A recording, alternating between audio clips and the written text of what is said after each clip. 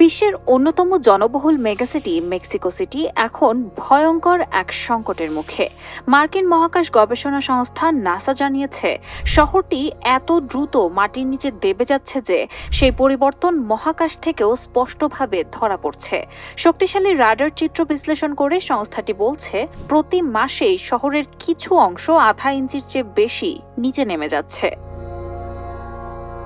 মূলত একটি প্রাচীন লেকের ওপর গড়ে ওঠা এই শহরের নিচে রয়েছে বিশাল ভূগর্ভস্থ পানির স্তর। প্রায় 2,20,00,000 মানুষের পানির চাহিদার বড় অংশই আসে সেখান থেকে। বছরের পর বছর অতিরিক্ত পানি তোলায় মাটির ভেতর ফাঁপা অবস্থা তৈরি হয়েছে, ফলে ধীরে ধীরে বসে যাচ্ছে পুরো শহর। এতে মেক্সিকো সিটি এখন ডে জিরো বা ভয়াবহ পানিশূন্যতার ঝুঁকিতেও পড়েছে। এর সঙ্গে লাগামহীন নগরায়ন পরিস্থিতিকে আরও ভয়াবহ করে তুলেছে।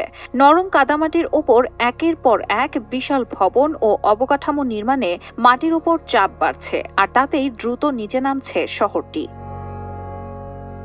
এই সংকটের প্রভাব এখন স্পষ্ট মেক্সিকো সিটির অলিগলি থেকে শুরু করে গুরুত্বপূর্ণ স্থাপনাগুলোতেও। কোথাও রাস্তা ফেটে যাচ্ছে, কোথাও দালান হেলে পড়ছে, আবার ক্ষতিগ্রস্ত হচ্ছে রেল লাইন।